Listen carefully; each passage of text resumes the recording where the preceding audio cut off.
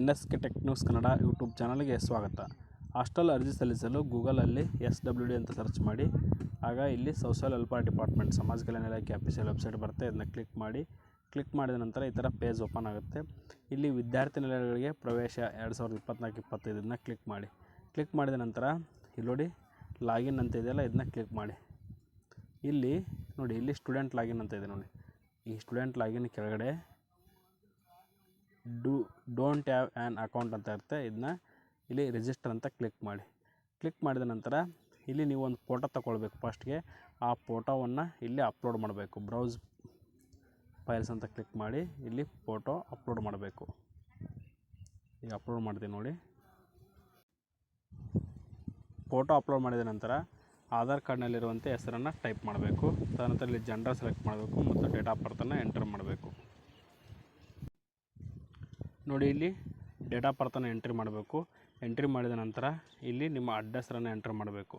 ಅಂದರೆ ನಿಮ್ಮ ಊರು ಡೀಟೇಲ್ಸ್ ಎಲ್ಲ ಎಂಟರ್ ಮಾಡಿದ ನಂತರ ಇಲ್ಲಿ ಕ್ಯಾಸ್ಟ್ ಕೇಳುತ್ತೆ. ಆ ಕ್ಯಾಸ್ಟು ಸೆಲೆಕ್ಟ್ ಮಾಡ್ಕೊಳ್ಳಿ, ಕೆಟಗರಿ ಯಾವುದಂತ.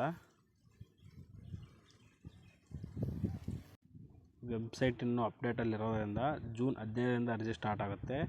ನಿಮಗೆ ಡೆಮೋ ತೋರಿಸ್ತಾ ಇದ್ದೀನಿ. ಅಂದರೆ ಇದೇ ಒಂದು ವೆಬ್ಸೈಟಲ್ಲಿ ಇದೇ ರೀತಿ ಅರ್ಜಿ ಹಾಕಬೇಕು. ಇನ್ನೂ ಅಪ್ಡೇಟ್ ಮಾಡ್ತಾ ಇದ್ದಾರೆ. ಇಲ್ಲಿ ನೋಡಿ, ಇದನ್ನು ಕ್ಲಿಕ್ ಮಾಡಿದಾಗ ಬರ್ತಾ ಇಲ್ಲ. ಈಗ ಇಲ್ಲಿ ಏನು ಮಾಡೋಣ ಅಂದರೆ ಇಲ್ಲಿ ಕ್ಯಾಸ್ಟ್ ಮತ್ತು ಇನ್ಕಮ್ ಸರ್ಟಿಫಿಕೇಟ್ ನಂಬರ್ ಹಾಕಿ ವೆರಿಫೈ ಮಾಡೋಣ.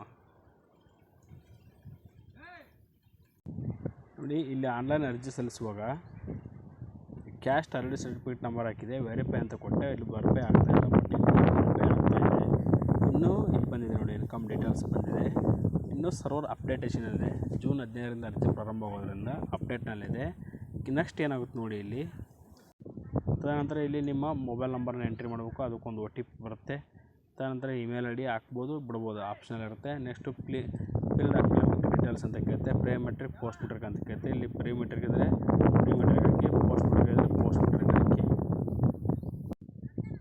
ಇಲ್ಲಿ ಪೋಸ್ಟ್ ಮೆಟ್ರಿಕ್ ಆದರೆ ಕಾಲೇಜ್ ಡಿಸ್ಟ್ರಿಕ್ಟ್ ಸೆಲೆಕ್ಟ್ ಮಾಡೋಕ್ಕಾಗುತ್ತೆ. ಅದನ್ನೆಲ್ಲ ಸೆಲೆಕ್ಟ್ ಮಾಡ್ಕೊಳ್ಬೇಕು. ನೋಡಿ, ಇನ್ನೂ ಅಪ್ಡೇಟ್ನಲ್ಲಿದೆ. ಪೂರ್ತಿಯಾಗಿ ಸರ್ವರ್ ಓಪನ್ ಆಗ್ತಾ ಇಲ್ಲ. ಅದಕ್ಕಾಗಿ ನಾವು ಅಪ್ಡೇಟ್ ಆದ ನಂತರ ನಿಮ್ಗೆ ವಿಡಿಯೋ ಮಾಡಿ ತಿಳಿಸ್ಕೊಡ್ತೀವಿ ಅಂತ ಹೇಳ್ತಾ, thank you for watching this video.